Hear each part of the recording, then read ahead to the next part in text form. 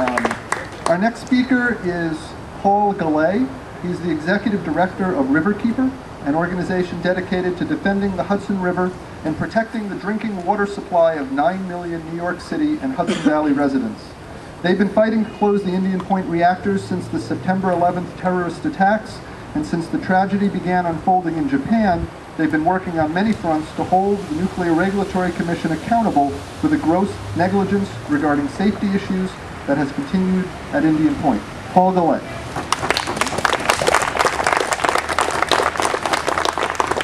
Mark, Gary, thank you, and thank you everyone who's here. Let's have a round of applause for you. Thank you. Riverkeeper has been fighting this fight ever since 9/11, and before that to protect the fish. We're here to talk about protecting one another. We're here to talk about why the NRC is coming in for all the criticism that you're hearing from Mark and Gary and others. Now, I don't say this lightly because I've been a government regulator. I've been at work for 13 years in the past in my career for the New York State Department of Environmental Conservation. I've been in countless public meetings. And I've had the Riot Act read to me when I deserve it, and I've had the Riot Act read to me sometimes when I didn't deserve it. But let me tell you, I have never seen a situation in which a regulatory agency deserves what it's going to get tonight as much as the Nuclear Regulatory Commission deserves it. You've got Commissioner Yatsko, who's now the chairman of the NRC. 3 years ago, he's not the chairman. He says, you know, fire safety, we're running our fire safety operations at all of our nuclear plants on a shoestring. We've got hundreds of variances and exemptions from fire safety regulations. We're relying on people when we should have automatic systems. And he said, and I quote, that's just not acceptable for a regulator.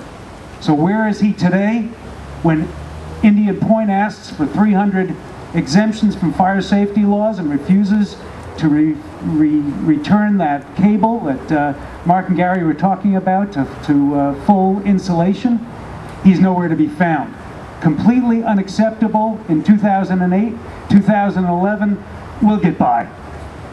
You have earthquake risk. You have the Nuclear Regulatory Commission's own report saying that Indian Point has the most at-risk reactor in the country for core damage due to an earthquake.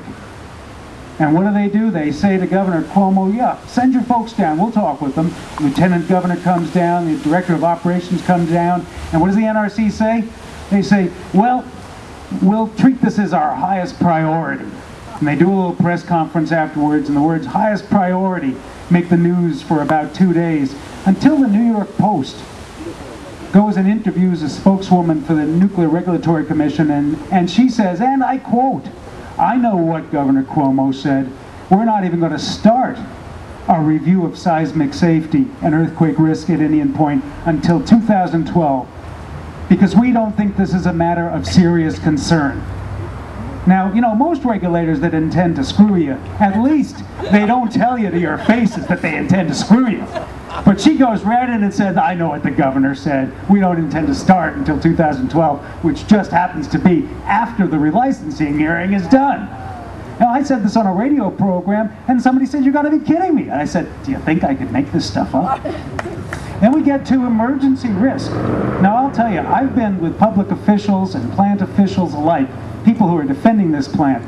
And in private, you say, emergency, evacuation, come on. And they laugh at you like they're in on the joke too.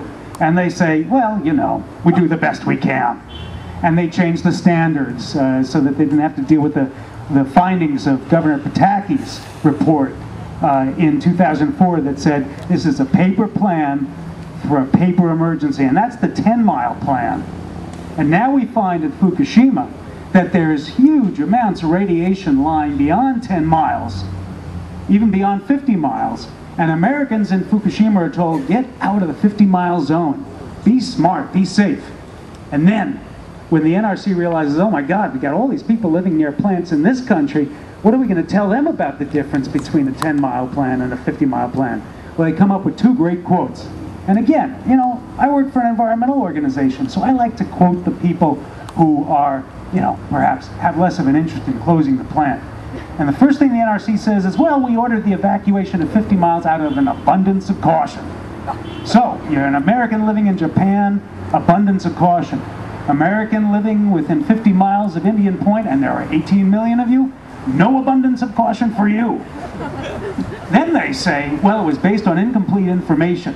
And let me tell you, the information we have now shows that it's worse than they thought it was when they ordered a 50-mile evacuation. We find that the meltdowns began within 5 hours. So the idea that we don't need a 50-mile evacuation plan, oh, that is just so awful. That is just why people are upset with the Nuclear Regulatory Commission. So I'm going to finish off here by saying this. And again, I don't say it lightly. Nuclear Regulatory Commission is talking about having a relicensing hearing where they don't talk about evacuation planning, where they don't talk about fire safety risk, where they don't talk about earthquake risk. Not a matter of serious concern, remember. And also, where they don't talk about the fact that this plant is too close to too many people, it's too old, it's too dangerous, and as a speaker will tell you down the road in this press conference, we don't even need the juice. So if they want a war on their hands, they've got it. This relicensing hearing will not stand public scrutiny. It will not stand judicial scrutiny. It needs to be expanded to include the issues of earthquake, evacuation, fire safety, and the spent fuel storage. Thank you.